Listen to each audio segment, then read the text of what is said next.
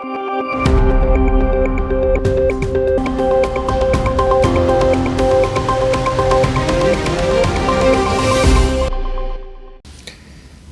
is David Goldman, Asia Times Deputy Editor, speaking to you from New York City on the evening of June 2nd. There's really only one critical issue in the markets today, and that is the credibility of the United States Federal Reserve. The Fed insists that the big spikes in inflation that we've seen during the last few weeks are transitory, and that their ultra-loose monetary policy is not to blame. I don't believe they're right, and I think the inflation issue will come back to haunt us for a whole number of reasons, and one, which many commentators have drawn attention to, is the big shift in China's effect on U.S. prices.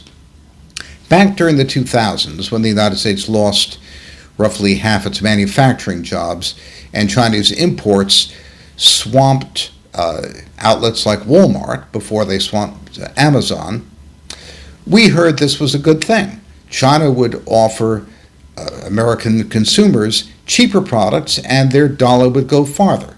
Now, that worked until it didn't. What we see in the chart of the day is that consumer durable prices in the United States took an enormous spike during the first quarter of this year. And just before that, the prices of Chinese durable goods at the factory gate also jumped. This preceded the spike in U.S. durable goods. Now, of course, the durable goods inflation number in the U.S., the worst we've seen in 25 years, hasn't come about strictly because of China. A large part of the problem is the 50% year-on-year increase in the price of used cars, which we've talked about in the past. But even so, the price of absolutely everything that consumers buy is now rising, and a good deal of this is because China can't afford to keep cutting prices. Chinese manufacturers have to pay exorbitant costs for raw materials that are in short supply.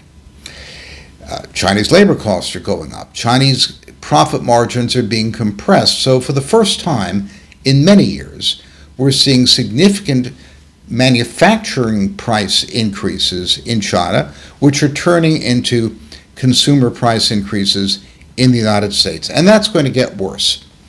The Chinese are trying to shift their economic model away from export dependency. They've done that to a great extent. Exports were 36% of GDP in 2007. Now they're only about 18%, but even so, they want to shift economic growth in China away from exports to consumption at home.